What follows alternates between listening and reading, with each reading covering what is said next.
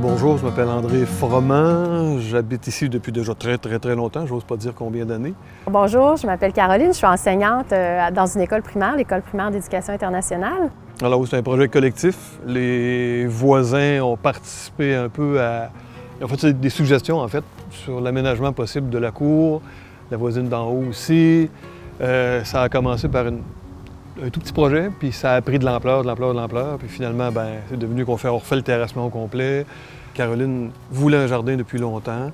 Elle en avait un tout petit, qui avait la forme de 4 petites boîtes. Puis là, on en a profité pour dire, agrandissons l'espace. Ce qu'on voit qui apparaît, c'est peut-être le tiers seulement de la boîte qui est dans le sol. C'est pruche et de la toile géotextile qui fait en sorte que cette année, nous n'avons pas eu de mauvaises herbes encore. Elles vont sûrement se rattraper, j'en suis persuadé, mais rendu là, c'est elle qui va s'en occuper.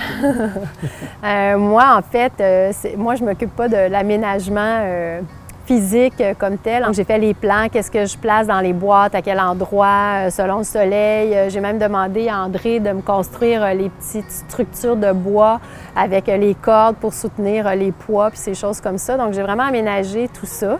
Et puis ensuite, j'ai bien respecté les calendriers de semences, de gel. C'était quand même beaucoup de travail, là, beaucoup de préparation. Puis c'était la première fois que je faisais quelque chose d'aussi gros.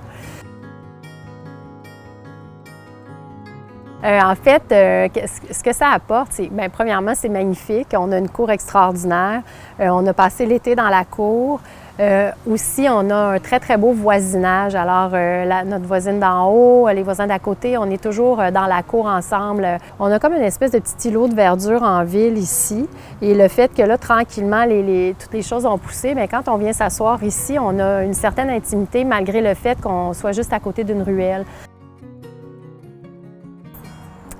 Moi, je considère que la plus grande réussite, en fait, c'est qu'on a créé un esprit communautaire avec nos voisins. Alors, on a passé l'été dans notre cour avec tous les voisins ensemble.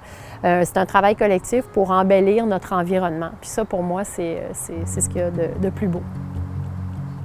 Ce que j'améliorerai l'année prochaine, je vais refaire un plan, encore une fois, de jardinage, mais c'est évident que je vais planter beaucoup moins de plants de tomates. Bon, on en a énormément, c'est magnifique de faire des conserves, mais l'année prochaine, j'aimerais expérimenter un peu de diversité. Voilà. Il faut se souvenir que la diversité, c'est important parce que nous, on n'a pas envie de manger des tomates toute l'année. Mais il faut aussi savoir que les ravageurs et les insectes, eux, ils aiment ça quand on n'a pas beaucoup de diversité. En plantant pas trop d'une même culture, on va avoir une belle diversité pour notre consommation, puis on va aussi limiter la progression des maladies et des ravageurs au jardin. J'adore jardiner, je trouve que c'est comme la peinture ou faire de la musique. Pour moi, ça me permet de relaxer, ça me permet de penser à rien, de juste être ici maintenant, puis c'est quelque chose que j'aime vraiment beaucoup. J'espère que ce qu'on va avoir appris à faire cette année à cause de la COVID, qu'il va rester des traces de ça, des traces intéressantes de ça, puis les gens vont continuer à faire des jardins, vont continuer à travailler comme il faut, là, je trouve.